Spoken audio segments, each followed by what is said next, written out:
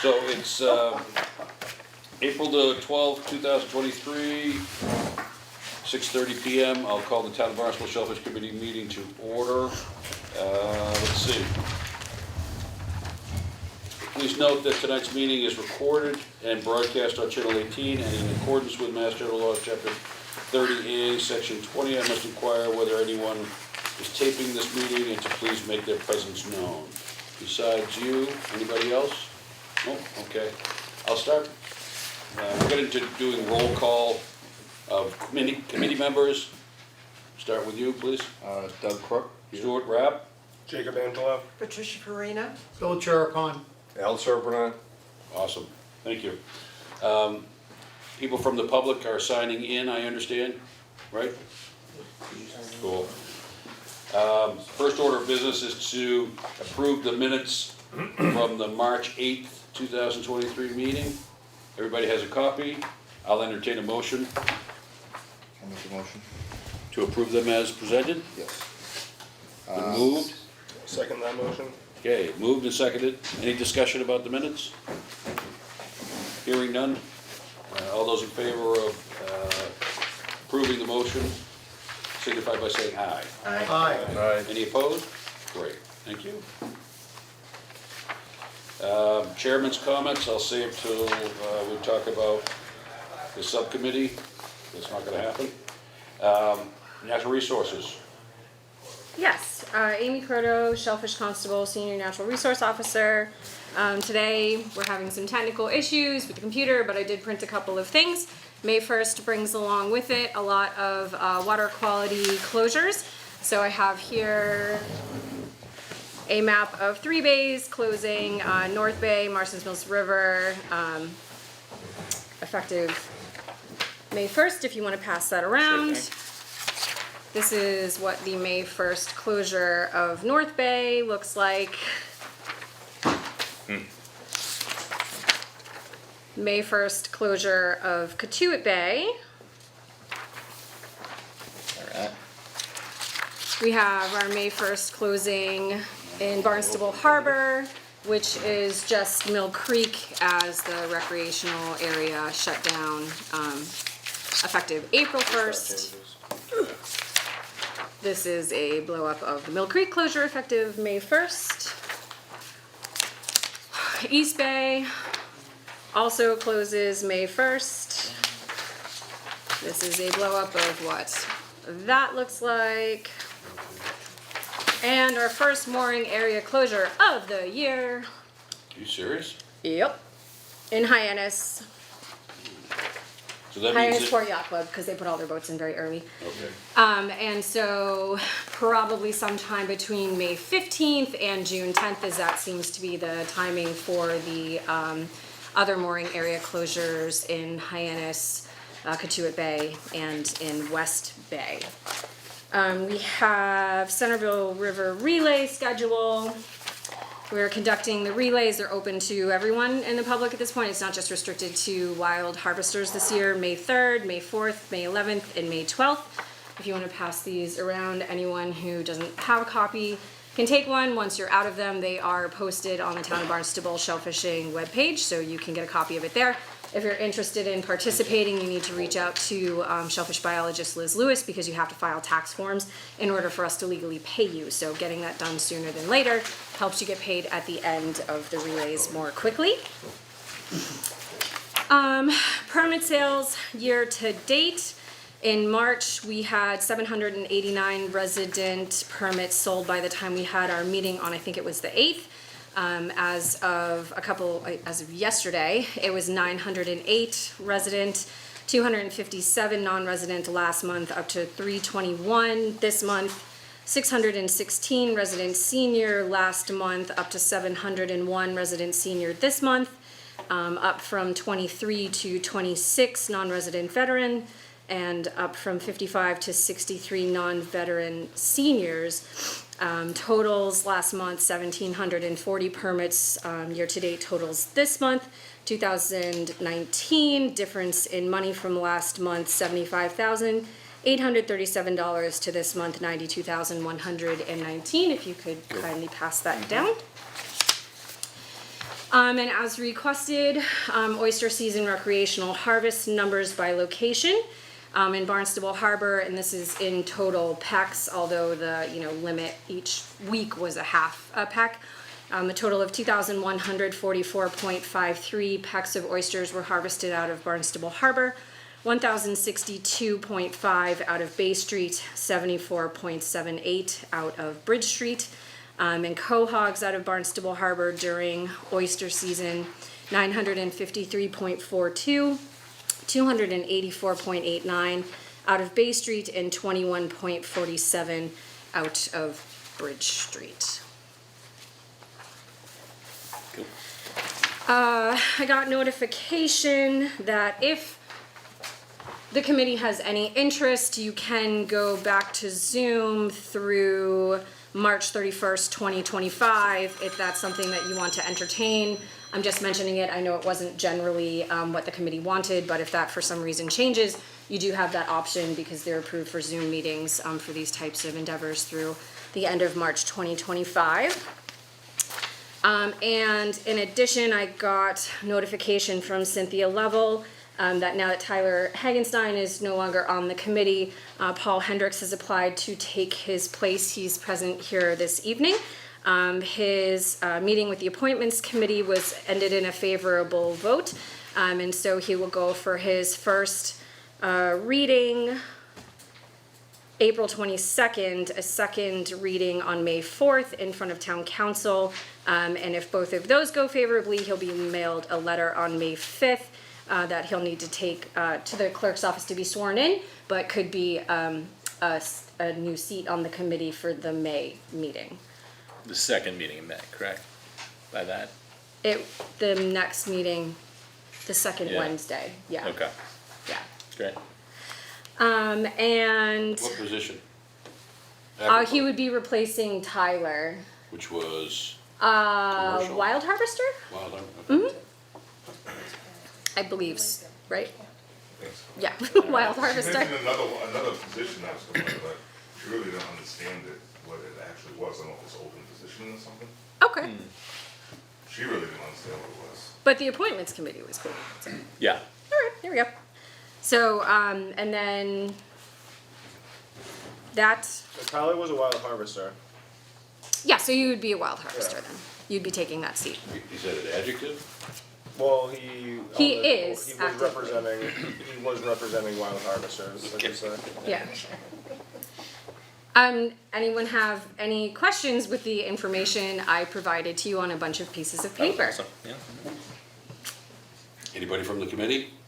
No? Anybody from the public? Yeah, I have, I have a question. Pat, go ahead, and then Al. I guess I'm wondering if how I relate PECs to what was planted. Or if there's probably an impossible way to do that. Yeah, that is a tall order, given that anything over 3 inches is legally harvestable, and size of what is harvested Yeah. varies greatly, especially depending on location. In so many variables. Yeah.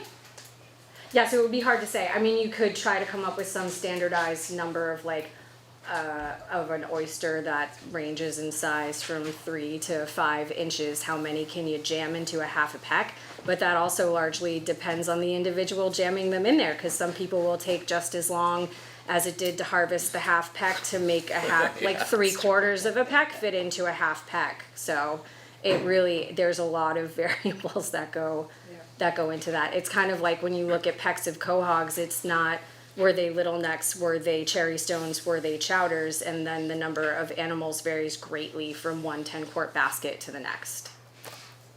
Okay. Before Al, there's some people in the hallway. If you'd come on in, 3 chairs, so we can help yourself to the chairs. Please sign in.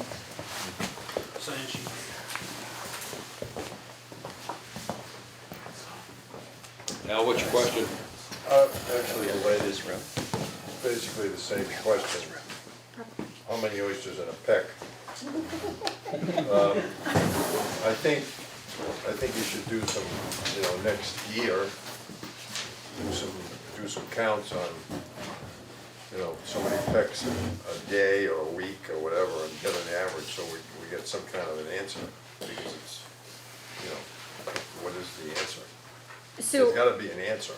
I believe they do, so what you're looking for is you want like a kind of a number Yeah, in yeah. how many animals are in In other half words, pack. we sell $100,000 worth of licenses.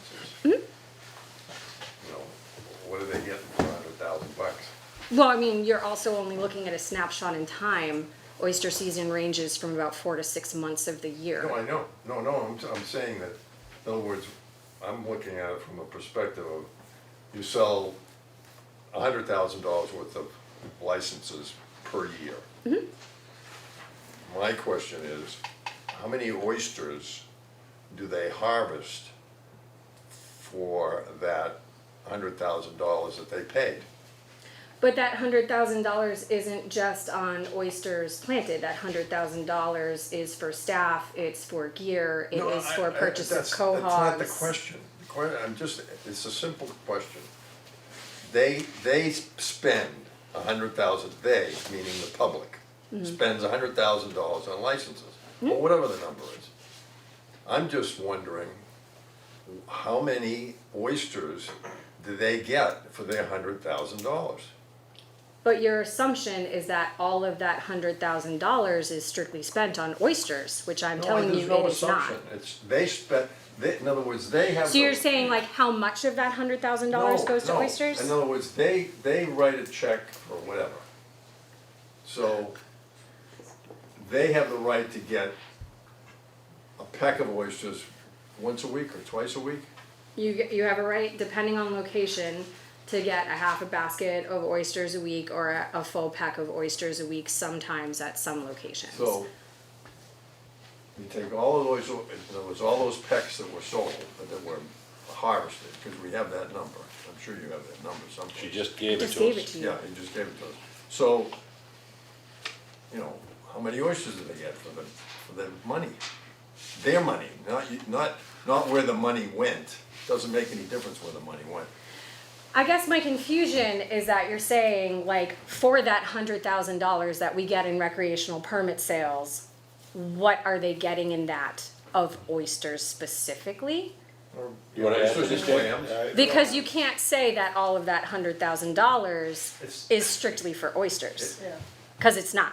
Let me add another voice, go ahead, Jack. I don't think at this point we should be I think the biggest question is just how many oysters are in, it doesn't matter how much money was spent or money doesn't matter, we're just trying to figure out how many oysters were harvested, I think is what I was trying to say. Okay, so then where's the- if what where's the you piece of want paper? is So for what's the us average per to, pack?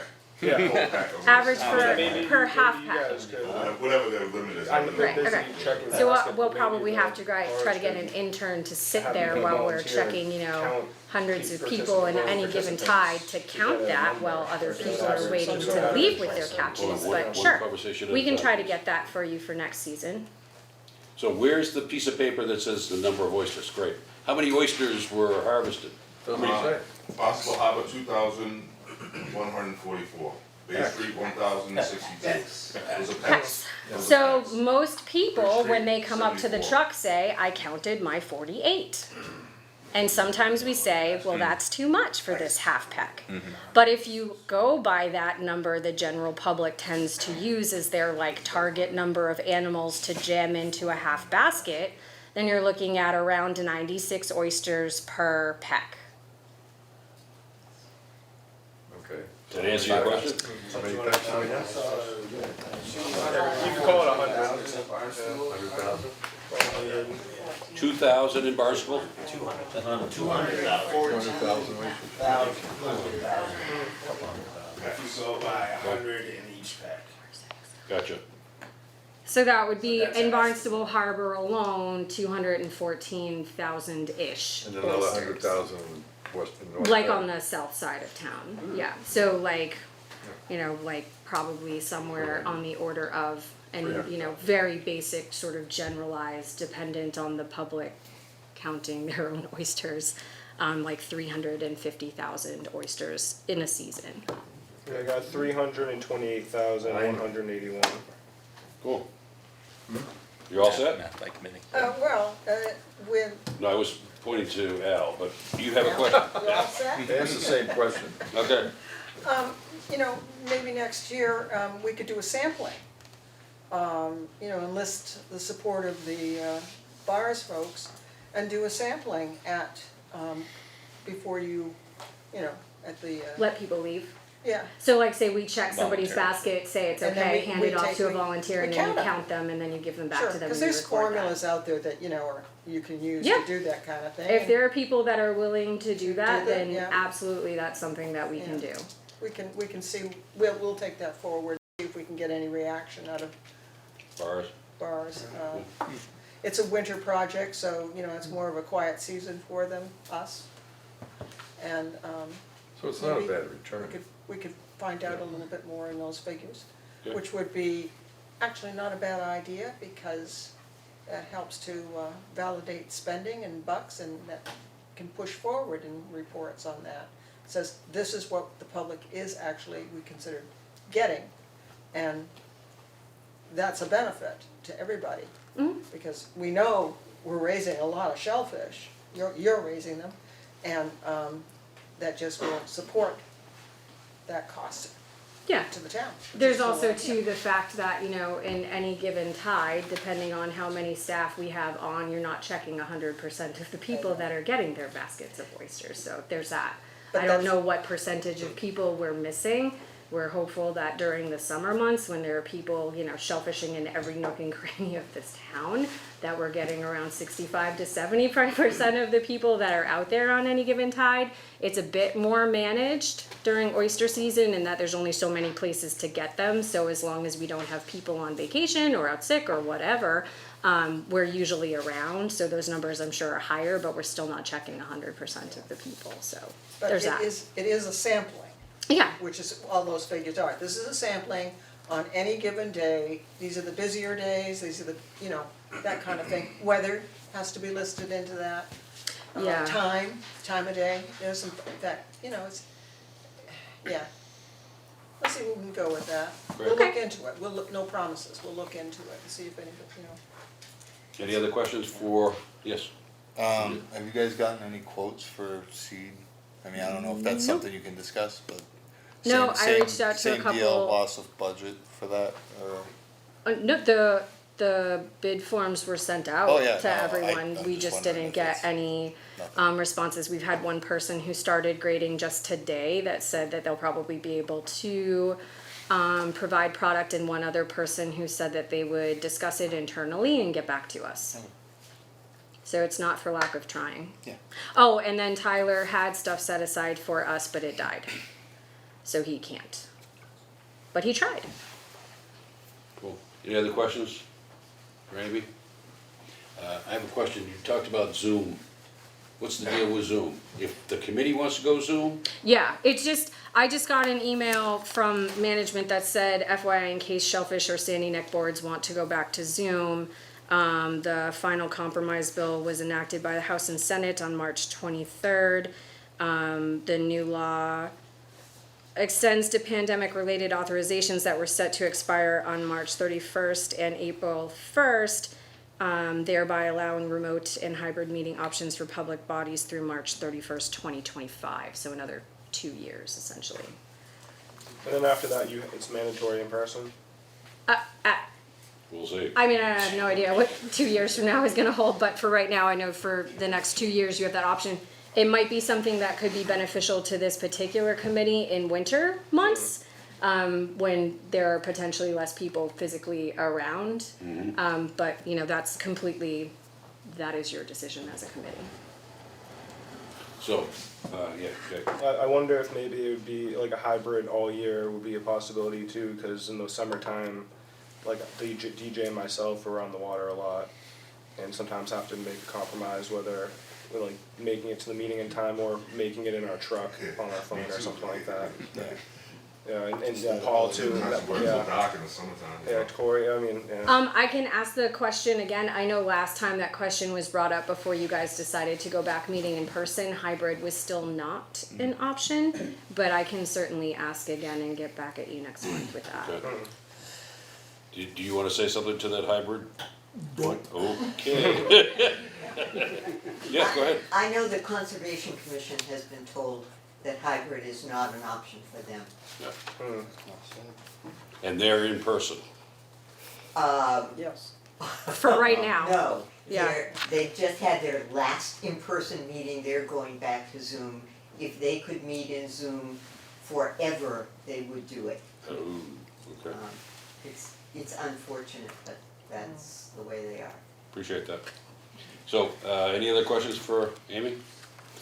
So while we're talking about Zoom, I'll offer to the committee, what's the wish now that the law has changed since our last meeting? What do we want to do? Yeah, go ahead. I think that you lose a lot when you're on Zoom. Communications, best communications is face to face. You know, let's face it, everybody has body language. We are, no, not you, I meant everybody.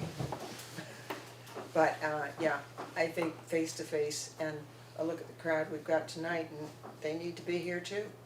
You know, we represent them. I agree. I wonder if it would be easier for the public to attend these meetings via Zoom. I don't know. Rest of the committee, anybody have an opinion? I like to meet in person. I think it's more hands-on. You're reading body language. You can ask more questions that are more spontaneous. I personally like to meet in person. Good. I hate Zoom. Okay, Zoom, okay. Yeah, try having last week's discussion. Impossible. Because you Impossible. can wear makeup in person. Sounds like we'll continue to be in person. Anybody from the public want to weigh in on this? Okey dokey. So we won't even vote on it, we'll just continue going down the road. We can, next fall, we could say, hey, let's have our next meeting via Zoom, I suppose. Doesn't have to be, I believe from the prior request, like, can we flip flop every month was a hard no. Oh. I think if you committed to like a block of time that you planned on meeting via Zoom for a reason, then that would be reasonable.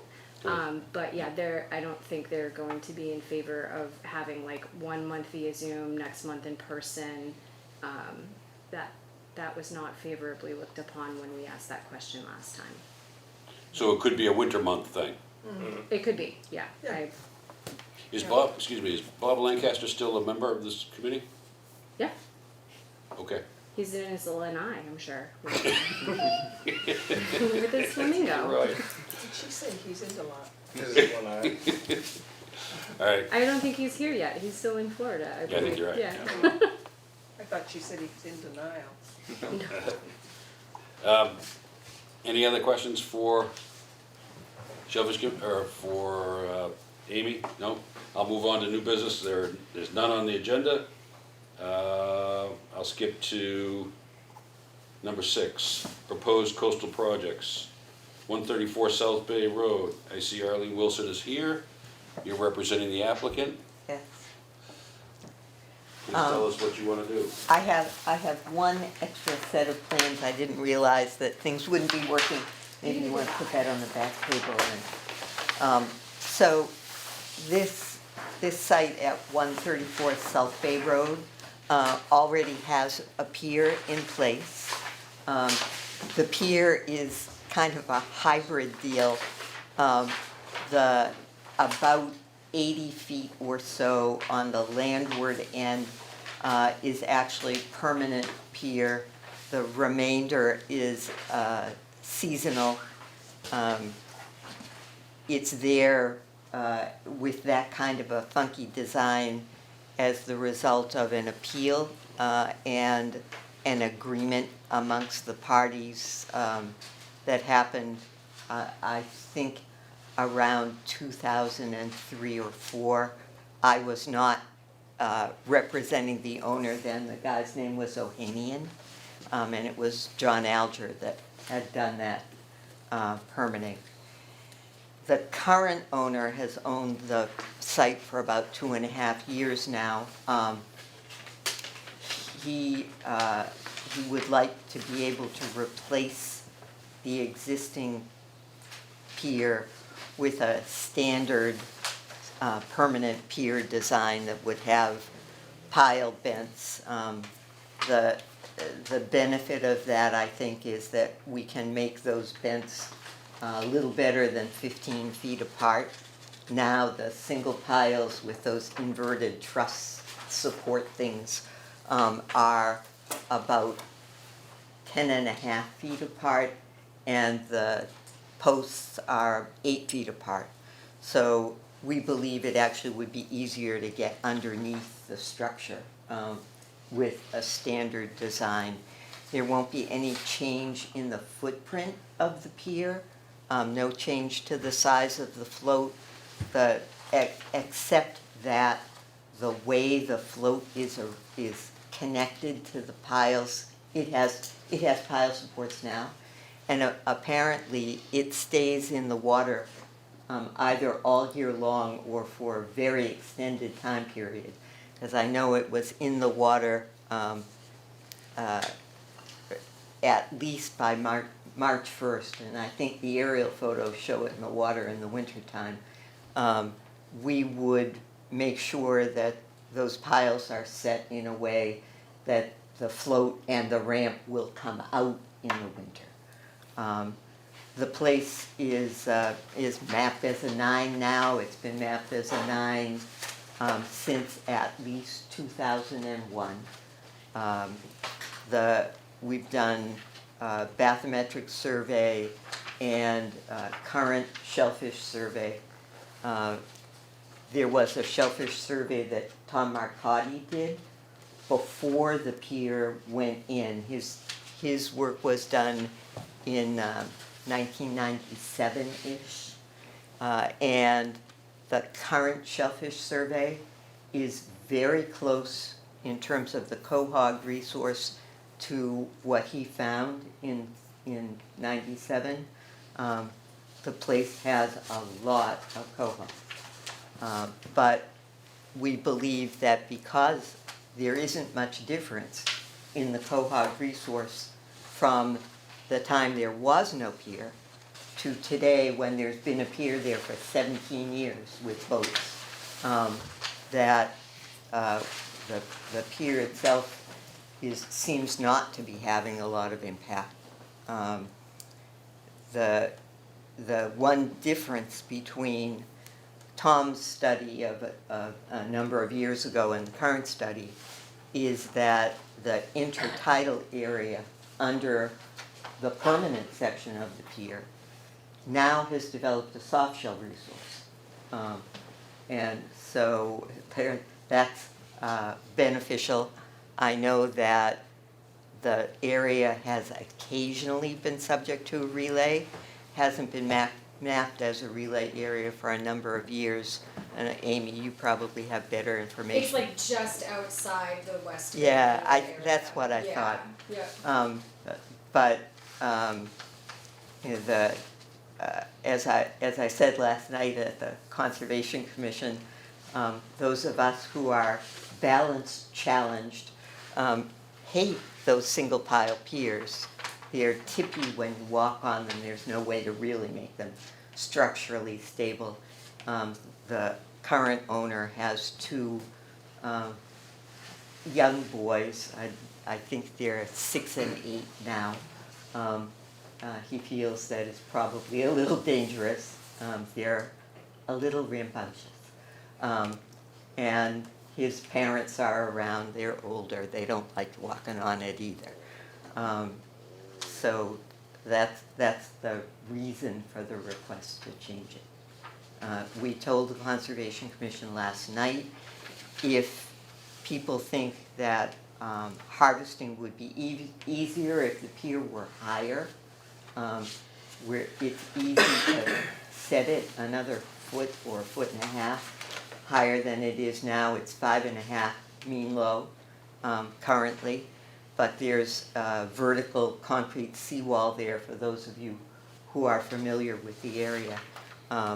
And so we just now you come down off that seawall to a set of stairs because the top of the seawall is higher than the pier. So we could just modify those stairs and make it higher to make it easier to harvest, if that's what people thought was a good idea. Committee have questions for Arlene? Thank you, Arlene. What did, I have a question, what did the Conservation Commission, did they make a decision last night? Did you continue? No, they continued it to the 25th. Liz had not done a shellfish study yet, so Okay. she hasn't been out there. I imagine that her report is going to be very similar, except Megalodon, Pam Newbert did our work. Her conclusion is that the pier seems not to be having much of an impact. I'm reasonably certain that Liz's reports will have the same kinds of data findings in terms of the numbers of animals and the bottom sediments and that kind of thing. She will probably recommend keeping the seasonal pier. We've also, interestingly enough, finally found an engineering study about the impacts of jetting. And we gave a section of that to the Conservation Commission last night. I'll happily share that with Amy and the board. And it's from North Carolina, so it isn't apples to apples. And it looked at jetting larger diameter piles that are used for wharves and bridges, so those piles stay in, they're permanent, but you set them by jetting. And what they found was that the impact area around the jetted pile, so the area where the sediment comes back up and piles up on the surface, is a circle with a diameter equal to the depth at which the pile is set. So it's based on the amount of material that comes out of that hole. So doing the calculations backwards, a 4x4 post winds up with an impact area of about a square foot, whereas a 12-inch diameter pile has the impact area of probably 3 or 4 feet to begin with. The difference is, of course, here we don't jet big piles in, we drive them in.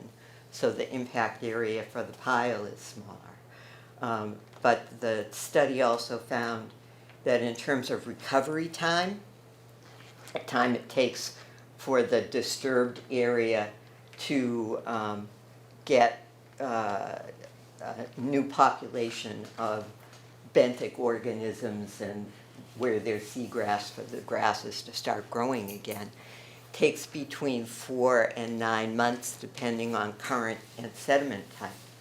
So for a seasonal pier, that area is just beginning to be repopulated and you blow it up again because you jet twice a year for a seasonal pier. So it seems to us that the permanent pier, in terms of habitat impacts, not in terms of harvesting impacts, but habitat impacts, permanent pier after a year probably has slightly fewer impacts than the seasonal pier. Is there a restriction as to the size of the float and or the boat that's attached to it? There's a 12-inch freeboard requirement under the boat here, and the float is 8 by 25. Is that the same size as what's currently Yeah. Yeah. permitted, so that doesn't change? So really, what you're asking for us to consider is just the change of the pier from seasonal to permanent, Right. but the float is the same size as it is today? Everything's the same size, same footprint. And Just- raising the pier. Possibly raising it. Pat? And the boat was 22 feet, what was the horsepower? I am not sure what boat is there currently. I know that it meets the 12-inch requirement, but I couldn't get a hold of my client today, so that's one of the things we're checking with the conservation, for the conservation. DJ and then Jake. So just as far as number of posts, so it's single right now, you said 8 feet apart. What length is the dart with that? There'll be 22 piles, So 20 12-inch diameter currently? piles. If we're allowed to make the change. And what is it And- currently? Currently, I don't know if I actually brought that piece with me. There are 11 12-inch diameter piles now and something like 30 posts. For seasonal. So, yeah, and of those seasonal posts, 8 stay in the ground all year. Okay. It's a strange design. I don't know why that happens, but that's what it is. Jake? There's I've seen some docks and some piers in West Bay that have the I-beams, steel I-beams, and just one down the middle. Is that an option? It would be half Well, yeah, the problem with the I-beams is, in terms of the stability of the decking, is very similar to the single pile, wood pile piers. They have a tendency to sway. And I would be hesitant to suggest a steel I-beam now because Pete Sampu on the Conservation Commission has become very concerned about exotic fouling organism spread. And the fouling organisms, all the studies seem to show that they prefer what they call non-native materials, so steel, rubber, PVC, concrete, which is why you see all those tunnicates grow on floats. They grow on the rubber and the PVC fittings, and it's why I guess a lot of the guys who have bottom gear in the Katuitt area have had trouble. I know Chris Gargiulo, one of the reasons he's gone to floating bags is that he's got carpet tunicates over there that are growing on his bottom bags, and they're hard to clean off. Beth? Mark, do you have any comments about that? Committee to us? Not to put you on the spot. Yeah, well, There you go, all right. have you run into those issues Not in Barnstable Harbor. on Barnstable Harbor? No, because you're intertidal. Yeah, but I thought you were also had something over in Katuitt. No. Any other committee members? Anybody from the public? No? What's the committee's preference here? Well, I always felt that permanent pilings are much better than in and out every year, because you're just disturbing the substrate, which, you know, over the course of time can be good, can be bad, but it's certainly not great for the shellfish. So, just permanent's better. Once in and that's it. I think people are doing that. It's hard to. I think there's More common. good and bad to it, but I think I mean, as long as the boat stays the same and that's monitored, and I can't say I have much personally. And just so you know, the biggest concern, if you're not aware, is the boats themselves, and not the pilings. And I know we care about that too, and the growth, the invasive growth. But it's the wash from the boat, because we're talking about seasonal pier, and we're talking about pumping it in once a year, which is, we're weighing the good or bad of once a year, but in reality, the situation at the end of that is something that's gonna do that multiple times a day sometimes, so. One of the things that we did was to get a bathymetric study that's got points set on a grid that's about 15 feet by 15 feet. So it's a pretty fine grid for bathymetric work. And it showed absolutely no divots in the bottom, not around the pier, not where the boat berths. It's very uniform across that bottom, which I think is probably partly due to the fact that it isn't very fine-grained material over there. But it's clear that the boat use at that site has been fairly careful over time. Unlike the piers to the east, some of which have old dredging permits, but you can still, if you look at the aerial photos, you can still see dark places under the berthing locations on them. All right, so what I'm hearing is we're not gonna do anything. Correct? Okay. Thank you, Arlene. Thank you. Surprised? Pardon? I figured, I got beat up worse than this at the conservation commission last night. Excuse me, who appealed? And was the appeal years ago when it was Haney or O'Haney? Yeah, it was O'Haney, and it was the fellow who owned the place. Okay. And prior to that, there had not been a pier at this Right. site. And that was 2001 to 2003. The commission went through a period when they weren't giving anybody a pier permit. And they had probably 8 appeals within the course of a year. And that was, Ohanian was one of those. And the appeals court was favorable to the applicant? Pardon me? The appeals court was favorable to the applicant? Yes, on every single case. Yeah, that's, okay. Thank you, Arlene. Thank you. I'm gonna move on to item number 6-2. Applicant is Susan Moore, project is 710 Seaview Ave.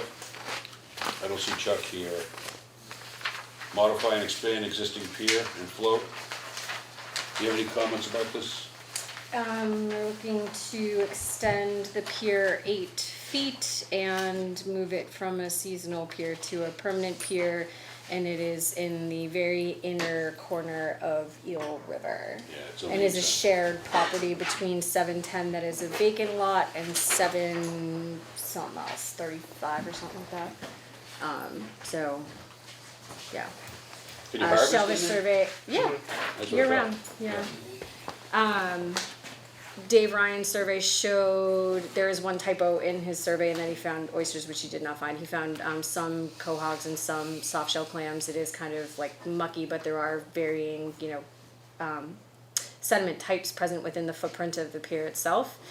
Shellfish survey, because we only got the physical copy of the plans yesterday, has not been done yet. So, but it goes before the commission on the 26th. On when? Tuesday. 25th. The 25th, that's right. Okay.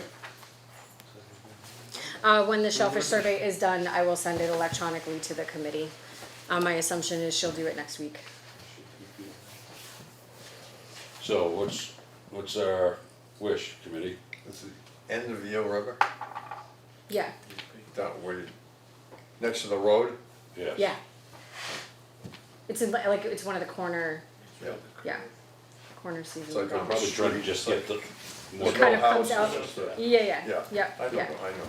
Yep, I mean, it's, It's pretty mucky in there. yeah, pretty mucky is an understatement. So again, what do we wanna do as a committee? And they're not here. I don't know why they're not here. Yes.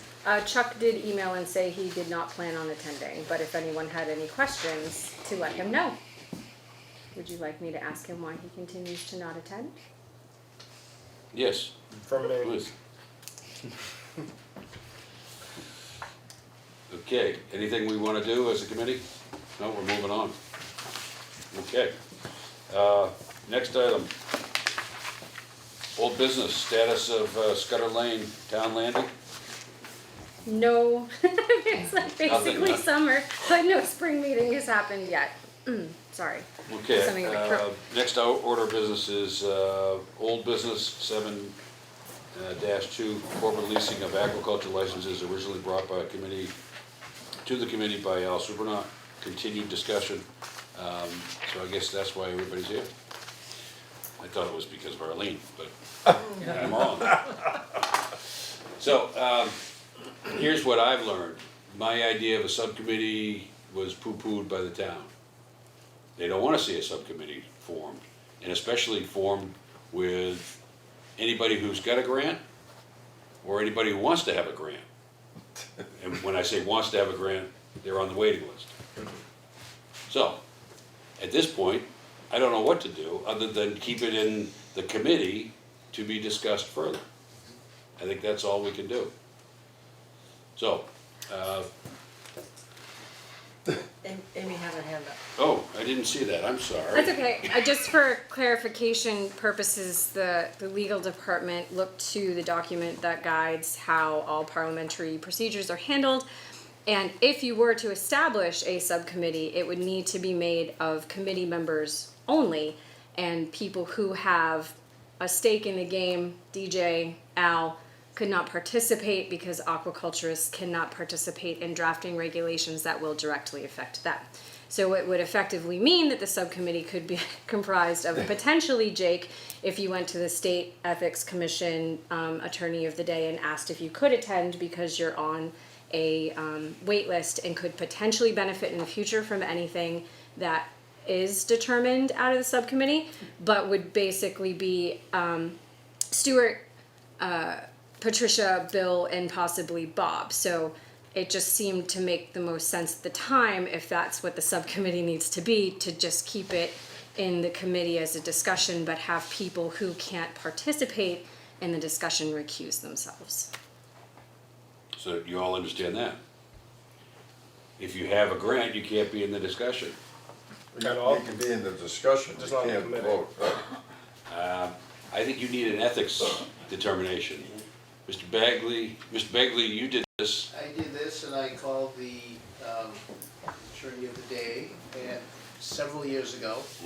And they were very restrictive. If you're on the Shellfish Committee, as I was, and you wanted to talk about a topic and potentially vote on that topic, if it had anything to do with aquaculture, that would be a violation.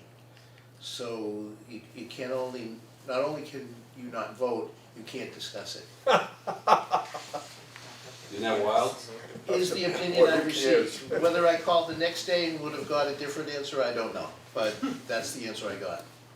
What's that, the gag order? So I did not. No, Basically a conflict of interest. it's not basically, it is in fact what you just said. You hit the nail right on the head. It's a conflict of interest is the way they define it. Because you potentially, you and or your family can potentially benefit financially. Well, then- Therefore, it is a conflict of interest. When the town wants aquaculture people on the committee, that's a conflict. If I may, Yeah, please. I explained that to the attorney on the phone, and they basically said, that's not our problem, that's not the way the law is written, you can't. And so I said, okay, I will not renew my membership on the Shellfish Committee. I believe the same thing happened to your dad.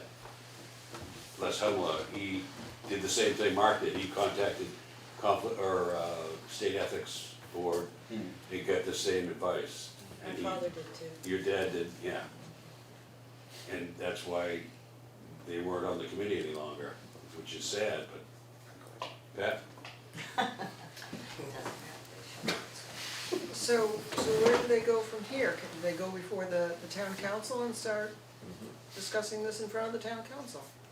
What, they only get 3 minutes though, you're the only one that gets to talk endlessly, you know. You can talk as long as you want to because you're the chair, but everybody else has got 3 minutes. Right. Here's what I think, they wanna see something from this committee before they start talking about it. They don't wanna listen to anybody from a comments perspective, this is my personal opinion. Yeah. You go there and you give them your 3 minutes and they're gonna like, whoa, what are you talking about? I think we need to give them something on a piece of paper for them to consider. Okay. It's a rules change is really what we're talking about. An internal rules change in that blue book there, or whatever color it is this year. Is it But blue? nobody can talk about it, except for 3 people. 1, 2, 3. Yeah, And And Bob, Bob, Maybe, and maybe Jake. yeah, and what? and maybe Jake. No way. maybe. He's a commercial fisherman, But not, Well, but he's not an agriculturist. but And he's this on the is, list. well, that's why we said maybe Jake. Well, not maybe. No way. So the determination from the legal department was that anyone who actively holds an aquaculture license is a no, is a hard no.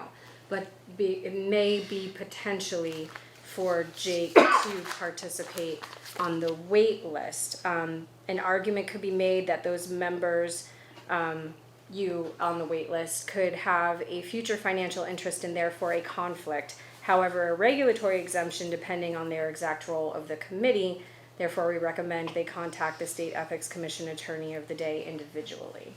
So you would have to do what Mark Bagley did and what John Dvorak did and what Les Hemela did and what I also believe Kevin Flaherty did, to see if you would be able to participate in the discussion or if you would have to recuse yourself. how consistent are those lawyer of the day?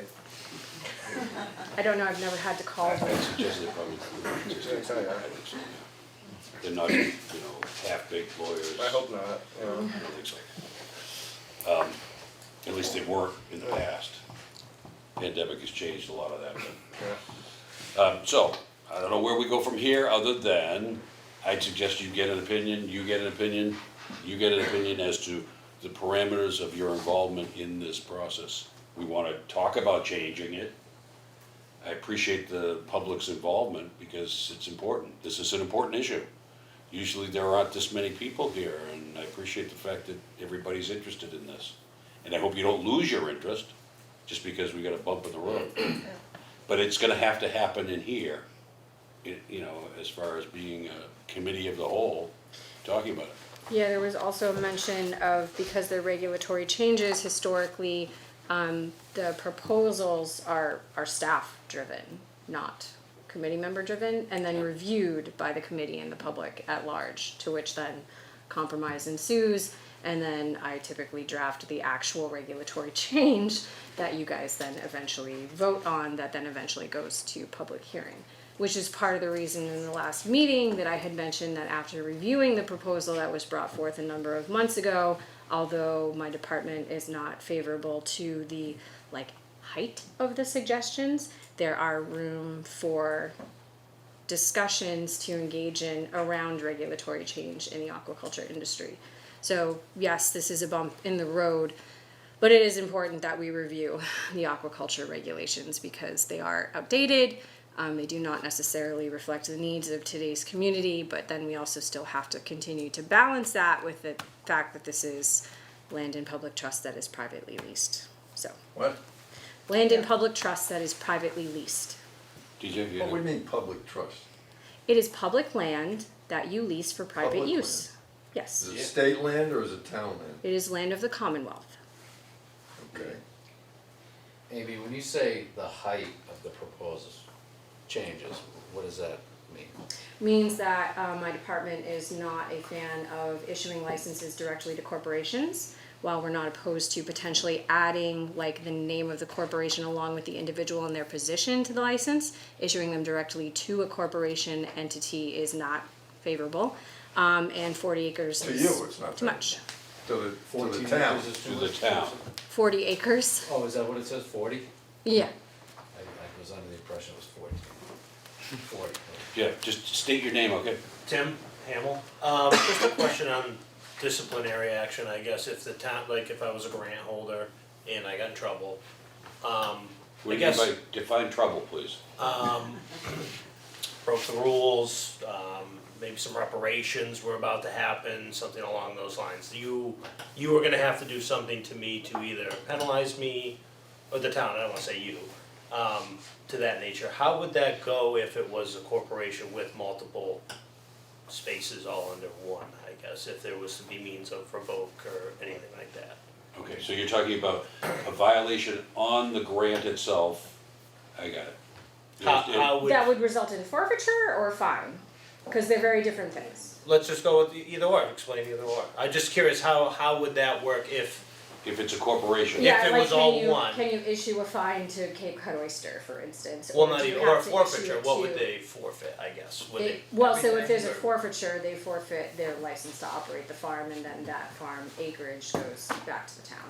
If it was So, all under one. It's in the regulations. In other words, every year. Yeah. but would it be you have all a- of them? But the, You have a review every year. Yeah. that's, yeah, I understand If that, they're but all if it was in under a one. whole entire entity, all, not each grant held within each name, but it was all held within one, if there was going to be an issue, Yeah. what would happen I to the would town think it would be the standpoint? whole, yeah. Everything, Whole right? age allowed. Yeah. That would be the whole thing. Okay. You had a question? Oh, so, like, if we were like, alright, everyone get their PowerPoints ready, everyone make their spiel, my proposal is just trash, pretty much, the one that we discussed? No, so this is part of the issue is that, like, you know, you participate on this committee as a member, but I run into you as an aquaculturist Yeah. pretty regularly. And part of the discussions that we have with aquaculturists on the regular and wild harvesters are like, you know, what are issues? What would you like to change when we're just talking with you on a regular basis? So there are a number of things that through the sort of this proposal that was brought forth is sort of like it's forcing a number of issues, I think. Like, you know, I know people have an issue with the annual report, so I would welcome people drafting whatever it is that they think the annual report should look like, and maybe we can find something that works for everybody. There's issue with succession plans and untimely death, and there are MGLs in place that can address that, but I don't think that, you know, the expiration of the term of the license is applicable when you have some of these licenses that are not going to expire for 9-10 years.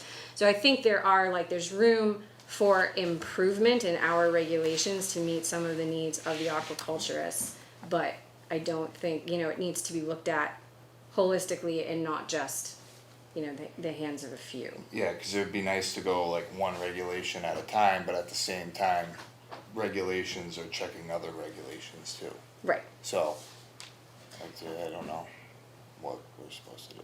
Especially when, you know, I understand, like, the public wants to be involved in everything, but the issue is that the public has no idea what we're doing.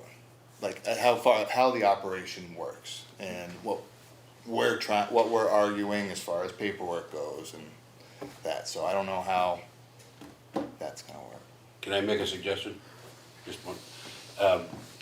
I think it can work with the public, I see the public here. If the public gives input, written input to the department is receptive to at least receiving that. Yeah, so And- my whole plan after last month was to take those bullet points that I had loosely mentioned in last meeting and give them to the people on the wait list, give them to the aquaculturists, so they But you could look didn't at them. give it to us. Calm down. Didn't give it to you because we hit the bump in the road and I was advised by management not to at that time. So it's still coming, and this is still what I would like to do. But we needed to figure out procedurally whether or not you wanted to move forward with a subcommittee of people who are not aquaculturists on your committee, or if you wanted to discuss it just as a committee. And so that's what we're doing here today. I have all of that ready to go. And as soon as we decide procedurally how you would like to move forward, I would love to share those bullet points with everyone so that we can have a more engaged discussion next month. Cool. You had a hand up, please tell us who you are. My name's Corey Hendricks, agriculture, wild harvester. I just had a, I keep hearing about the paperwork. Isn't the paperwork for the grant, I just did it this year, isn't it like one sheet of paper with like 5 questions on it? So I just don't get like where everyone's coming at, where that's a difficult issue. Sure. I know some of these guys manage other people's grants. That's where it becomes So maybe allowing people to do that, I could see that being a good change, but to say the paperwork's difficult is kind of ridiculous. No, I mean, for people Like- who have one site, it's like- relatively straightforward, but if you take, for instance, someone who is strictly planting cohogs and can only make use of some space for a certain amount of time, where you have your seed that's growing and then you have perhaps harvestable product on another site and there's rotation involved, like getting that paperwork together to meet the minimum production requirements for each site can be challenging. And so, and then, you know, people who have a number of sites under their umbrella trying to figure out how to make all of that work into the one, you know, it's like 8 different forms for some people.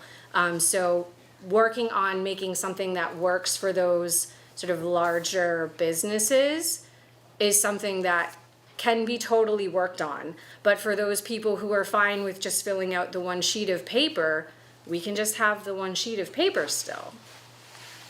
Yeah, I just don't think it's, even if I had multiple grants, it wouldn't be that hard to, I mean, maybe, I guess maybe I honestly don't understand all the agricultural rules, maybe the production part of it, but if you had seed that just isn't big enough, I mean, it's not like you don't have product on that grant, so I could be like, didn't sell this year because it's seed, like, I don't know why that would be an issue, but I just, you know, it just seems like it's kind of like a scapegoat. Oh, the paperwork, like, I mean, if you graduate high school, you should be able to do the paperwork. The state paperwork for your license, I mean, it's twice as hard. I ran the tribes grant. I have to do all kinds of paperwork. I've written grants, all that. I'm not like a genius. Like, you know, it's not, I don't think the paperwork's that hard. I mean, maybe making it so these guys don't have to fill 8 sheets because we all know they're working 10 different grants. Like, yeah, that makes sense. Like, but I mean, to say that it just keeps being said in these meetings, the paperwork isn't hard. We should put it up on a screen, in fact, for the people who've never done it, to show you how easy it really is. You take your slips, you add them, you take your checks, you add them. It's how much you made, this is how much you sold. It's addition. It's not hard. That's all I have to say on that subject. Is there a difference as far as like with the Vibrio logbooks? Like, I'm not sure how multi-grant operations are, but are they logging their harvests from the separate sites too? Or, because I know there's licensed site now on the book. So the site from I which figured it's it coming would from clean up specifically, it's that, from the water body, not from like the site it's The specifically specific coming license from. site, okay. Yeah, there are some people who keep track of that. Okay. I didn't know if that was a requirement and that's what guys were trying to clean up? No, this is our This is annual report. Oh. Yeah, this has nothing to do with state When reporting. Al, do you have more than one, are you the only one that has more than one, the Hemlis? When you report to the That's state- really not the issue. No, it isn't the issue, I'm just trying to ask somebody who knows about this subject, is if you have more than one grant, you have more than one grant in the town, do you have more than one aquaculture license to the state? And does that require you to, you don't know? Well, each individual has You have no one. idea? No, you report to the state weekly. I understand when you're supposed to report to the state, but what I'm asking is, if you have multiple leases through the town, do you have a aquaculture transaction card or a shellfish transaction card from the state for each one of those grants? You don't? Well, Chloe's So you saying have you it do. for each person whose name is on the grant. But not each grant, but so if you have, say 3 aquaculture leases, and then those are 3 aquaculture permits from the town, correct? You have Those are 3 licenses Yeah, from the town. You get your propagation permits from the state. 3 different permits from the town that you then use to go get a shellfish transaction card from the state. Do they have to get one for each grant? No, that's pretty much, I think you can base that on your business pretty much. Well, So, because I have one as a wild fisherman for every- for my, and then I have another one for conch fishing, Yeah, and then I have another one for Scott's farm. yeah. So I didn't know if you have 3 or 4, one for every farm. And then and the reason I'm asking is because then you're doing, then you have that multiplies the reporting from the state perspective. Yeah, any person that's selling should have their own transaction card, but I believe the propagation permit's just issued to the individual. So even though like you guys operate under Barnstable Sea Farms, you get your own propagation permit, which is different from Jared's, which is different from Les's. But when I do the transaction card, to get one, I have to tell them, like, about the farm, the information on the farm. Do you know what I'm saying? Because you're also a wild harvester. No, like, I have a wild harvest one for Jake Angel, for the aluminum boat, and I have one for the trap boat, and then I also have one for Scott's Farm. And to get the one for Scott's Farm, I can't just say, give me one. I can't just. He has to endorse you. Yeah, I have to have him sign a paper that says I can have that permit to Yep. take shellfish off his farm. So I guess what I'm asking is, if you have multiple farms in the town with multiple licenses, and you go to the state, do you guys go with like all 3 licenses and say give me one? Or do you just write down your favorite farm? Or, I'm just trying to understand the paperwork. I'm not even trying to put anybody on the spot or nothing. I'm just trying to educate myself, that's all. It's not an If issue. every grant's a 2 acre. I know it's not, it's obviously not an issue, I'm just trying to understand. In other words, it's It's I don't- about inheritance, is Huh? what, the issu's about inheritance, not the paperwork. Yeah, it's not about paper. Okay, so It's no the one cares whole about the thing is- paperwork. This is, like, let's.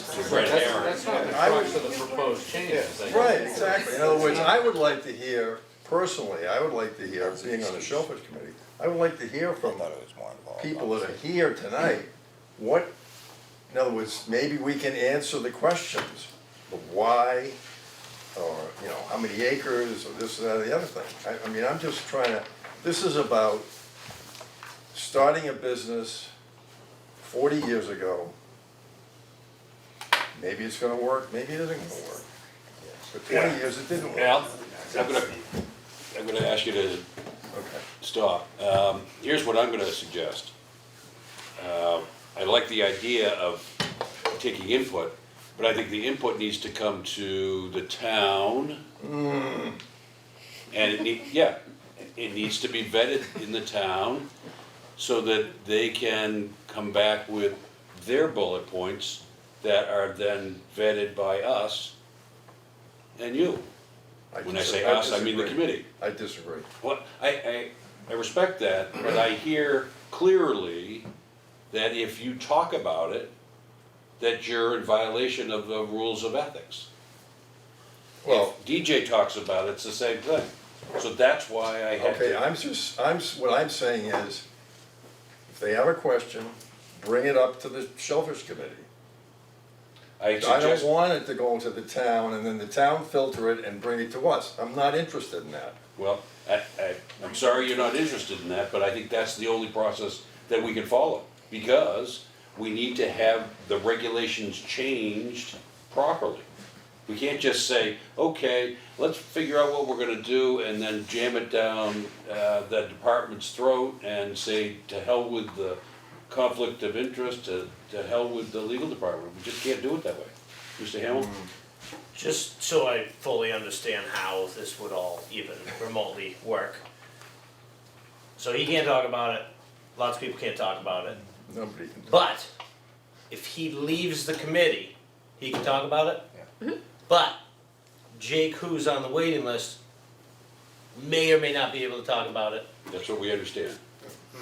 Now, how would it Let me not stop be? you right there. He needs to get an opinion to determine whether he can or can't. Okay, Or that's what I that's can fair. talk about.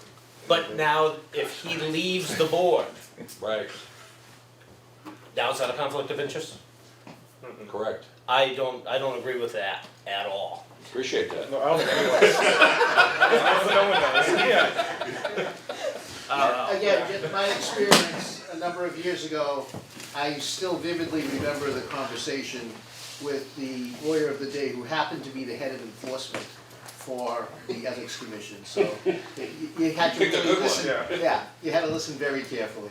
And he was very clear, once you're off the board, you can represent yourself Right. day in, day out. Go to every Shellfish Committee as you have in the past, and you can represent you and your business.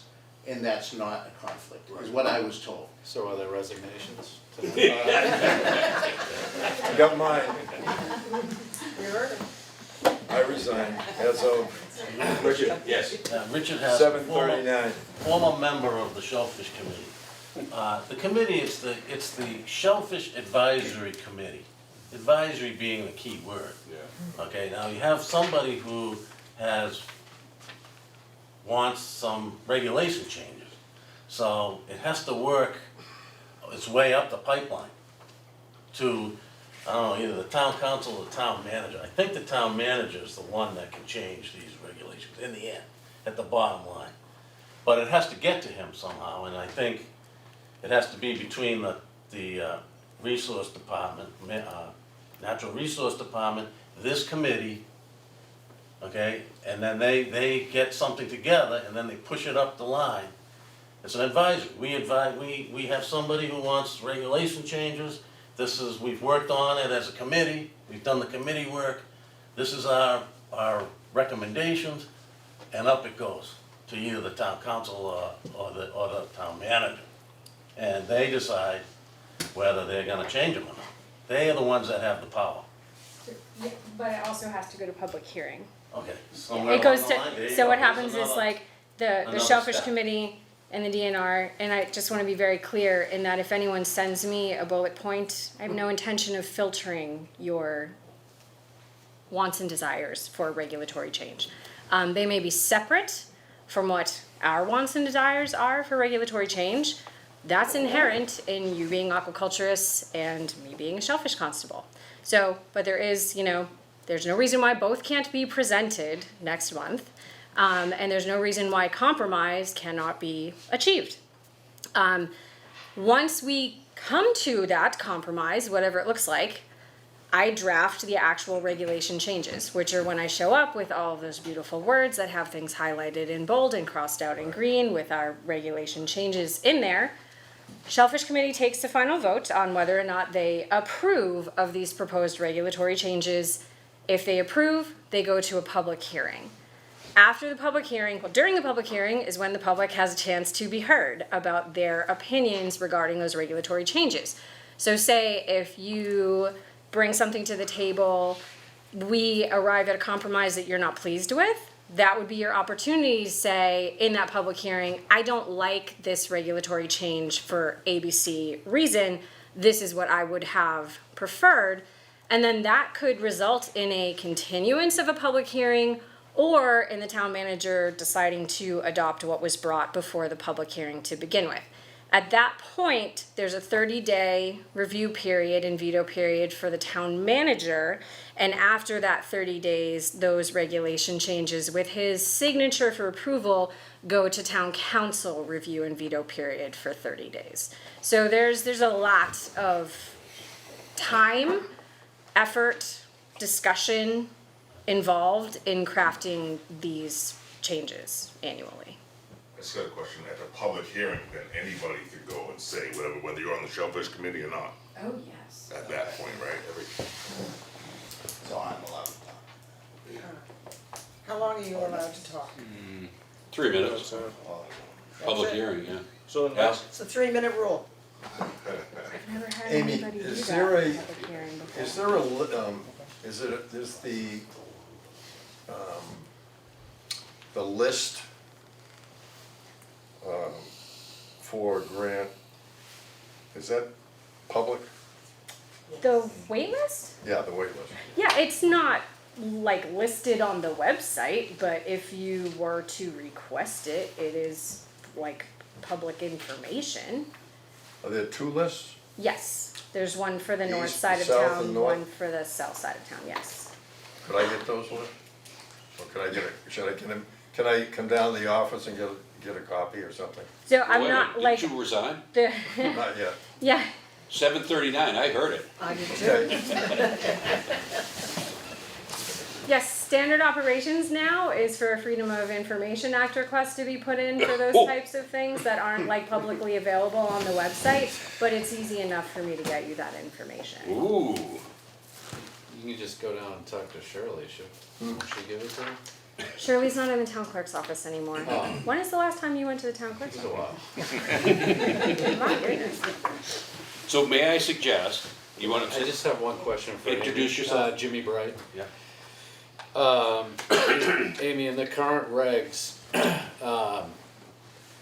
if you hold a grant, is there any way to, and I don't think there is, but I just wanna double check, is there any way to get another name on your grant from somebody that lives in a different domicile in town?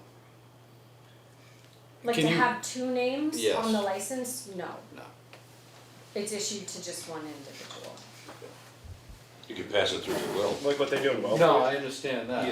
Yeah, our rules are not set up the same way that Wellfleet Yeah, is. yeah. Yeah, no. Are you talking about something like they do in Wellfleet? Yeah, What is the, I heard that isn't like an inheritance thing, but what is it? You can have up to I don't 4 know. names on a license. Yeah. But what does it mean? I heard it has nothing to do with if you die, who gets the farm. It doesn't.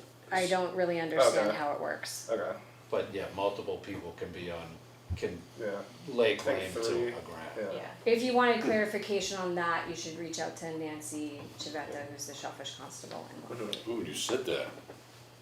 Yeah. Her last name. Yeah, that's her last name. So I'm gonna suggest that if you have a desire to see these regulations drafted in a certain way, that you put pen to paper and submit it to Natural Resources. And I will tomorrow, as I promised a month ago, get all of you what I promised you a month ago, which is our bullet points of topics of discussion that we think would benefit the broader aquaculture community. That's next month you're gonna have that, or? No, I'm gonna send it out via email, the same way you got the initial proposal that was brought forth by Cape Cod Oyster. So I'll use the online tool, so Al, you'll get like 6 of them, because I can't figure out how to make it only send it to people once who have more than one site. But yeah, I'll send that out, and then I'll also post it to the website on the shellfishing page, like I did with Cape Cod Oyster's proposal, so that, you know, if you don't check your email, you can see it on the webpage whenever web requests post it. And we'll have it on next agenda Yeah, in May. for further discussion. Yeah. Everybody kinda clear on this? And I appreciate everybody's involvement. Cause this is how rules get changed, whether it's at this level or state level. Okay, any other business? Chair, can I just ask? Please. Practical question. So I just want to be clear then that the committee did choose to keep this business within the committee Correct, without creating a subcommittee. correct. And that starting in the, really, in this conversation, but going forward, there will be actively recusals by members of the committee that are Right. identified, right? They will have to And, be. yeah, exactly. And I think that's something, Dr. Haskell, really appreciate your contributions to process as well. Amy, like really great sense of the road forward, you guys, that's really helpful. But I do feel like there's some process about the recusal thing, like once the conversation begins, I think we have to just make sure we understand whether that's like physically leaving the room or just like saying I'm not participating and all that. And I'm not certain we're there on knowing exactly that, and Right. we just have to figure it out for the next meeting. And I'll get a definitive answer from the town attorney's office as to whether you have to leave the room. But I suggest that you have a conversation, the three of you have a conversation, separate conversation with the ethics department or ethics commission, lawyer of the day, so that you understand the consequences. And Mark, did he tell you, this fellow you spoke to, about the consequences? Did he talk about that? No, I was very clear that he didn't need to. That was when you resigned, I right? resigned, yeah. All right. Anything else? I'll entertain a motion to adjourn. I'll second it. No, I'll entertain one. Oh. You're very entertaining. So it sounds like that's a motion to adjourn? Do I have a second? I'll second it. All those in favor signify by saying aye. Aye. We're adjourned. Thank you all.